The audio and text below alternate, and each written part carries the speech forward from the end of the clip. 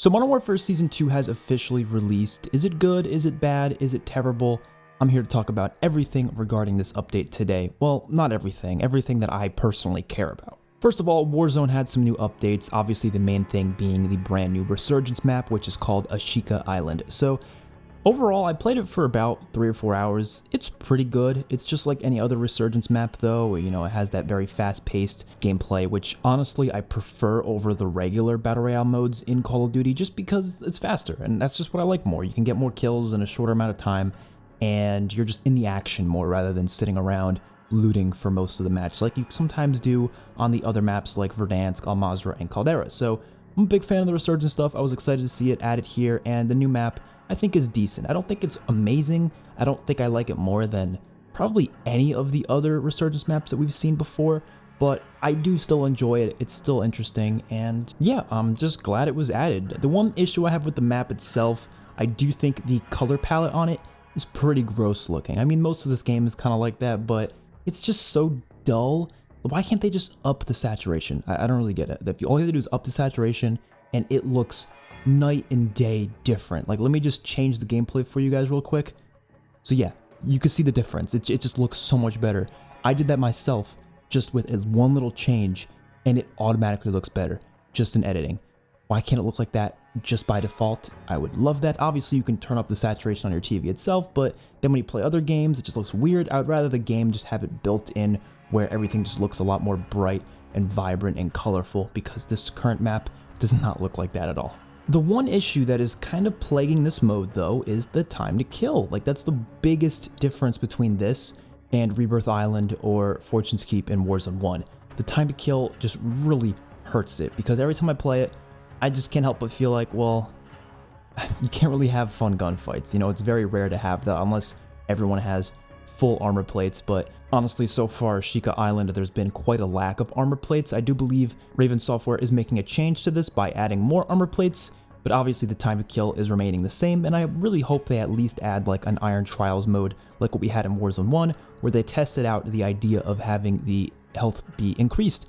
And I would love to see that eventually be a change that just is in the game by default, because like I said, it would make the gunfights a lot more fun, so you don't get those situations where you walk into a room and someone's just sitting in a corner, pointing their gun at the door, and they just laser you and you're dead and you have no chance to react to that situation. I don't like getting in situations like that. It makes the game just not as fun and more frustrating than it really has to be, and I want there to be more of a skill gap to who actually ends up winning games. So yeah, that's the biggest issue I have with this map so far, but the map itself, just judging it on what it looks like, how it plays in terms of like the different locations and such, I think all that is just fine, and I'm definitely glad to see a new Resurgence map to Warzone. Unfortunately, the map is very buggy though. I don't know if it's just this map or the whole game, but it's very hard to get into lobbies. Tons of glitches. I had this one glitch where I froze in place and I literally couldn't do anything, and it was not my controller, because I could still use my controller for other things like pressing the start button, but it just froze me in place. A lot of glitches like that, kind of frustrating. There's also this cool little new feature with this machine that you can put tokens into, and it gives you random items. Like, it can give you a UAV,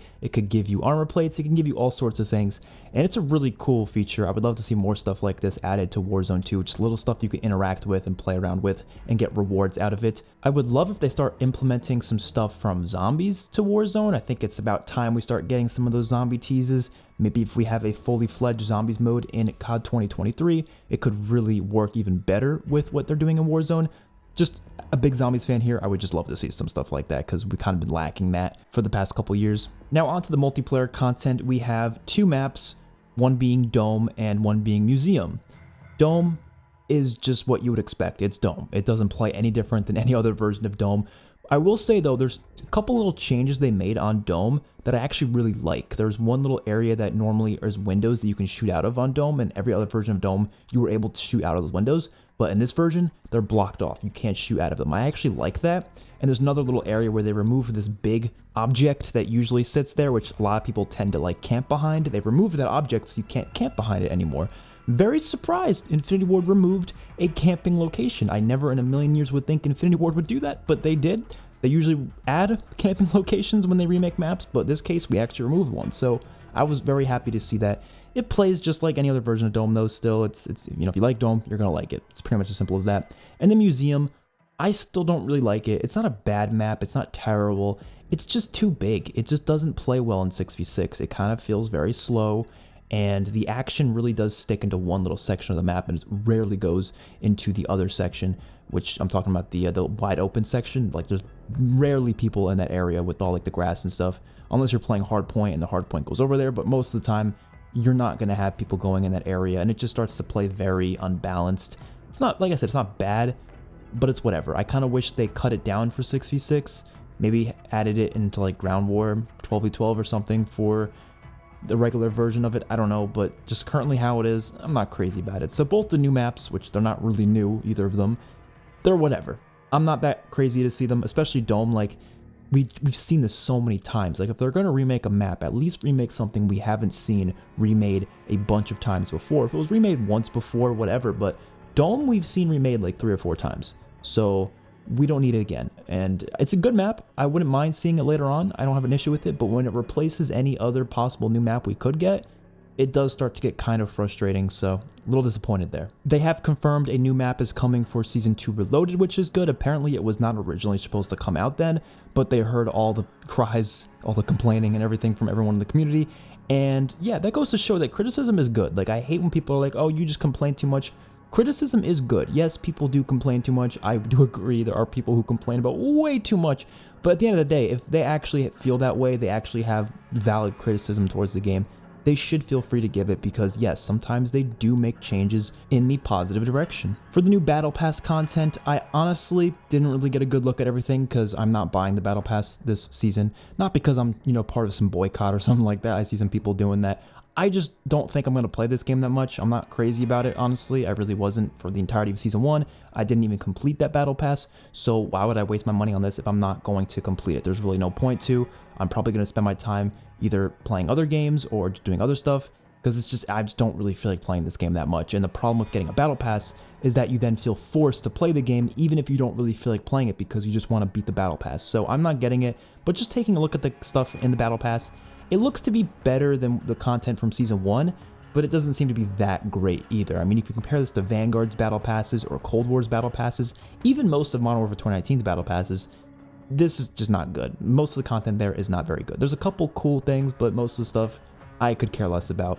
I'm going to grind for the new guns, which new guns, both of them look pretty interesting. I'm definitely happy to see some new guns in the game, but in terms of the cosmetics, I could care less. They also added Infected, which I'm a big fan of Infected. I don't really play it that much, but it is fun to have, and I tried it out in this game, and it plays like any other version of Infected.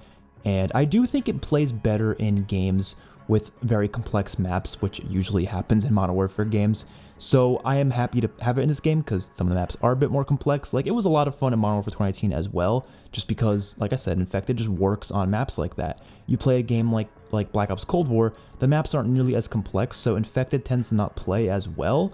Although, obviously, I prefer that type of map design. I do think the one mode where that map design actually helps it is something like Infected, where there's a lot of places to hide, a lot of places to camp. That does make it more fun. So I had a good time with Infected. I played it once. It was good. I'm happy to see it here. And lastly, we have ranked play. So ranked play, I played one game, just one. I'll probably play more in the future. I have been a fan of ranked play in the past, especially stuff like Black Ops 3 and Black Ops 4. But the issue with it in this game, the game's just not very competitive to begin with. It's not a very competitive feeling Call of Duty experience. It does not have a high skill gap. Time to kill is very fast. The map design is not very competitive. It just doesn't really lend itself to a good competitive experience. Could you still play it competitively and have fun? Yeah, you could. But it's not really made for competitive like some other Call of Duties are. So I'm definitely going to be waiting for Treyarch's next game to really get into competitive again, because I really do want to. I've never really gotten that far into it as much as I wanted to, but this just doesn't seem like the type of Call of Duty that I think really works well with it. So I had a decent time when I played it. I like having that objective feel where everyone really cares about playing the objective so they can win the match. So in that sense, it's cool, but other than that, I mean, it's just not something I'm going to probably play that much. And that is all I really have to talk about today. I don't really have anything to say about DMZ because I don't really play DMZ. If you guys have anything to say about it, definitely let me know in the comments. Do you like the new DMZ updates? I might try it out at some point, but it's just not something I'm really rushing to play because DMZ is just not something I enjoy that much. It's just not. I'm not saying I enjoy much of the multiplayer of this game either, but I definitely would rather play that than DMZ. Just my personal opinion. But please let me know your thoughts about Modern Warfare 2 Season 2 in the comment section below.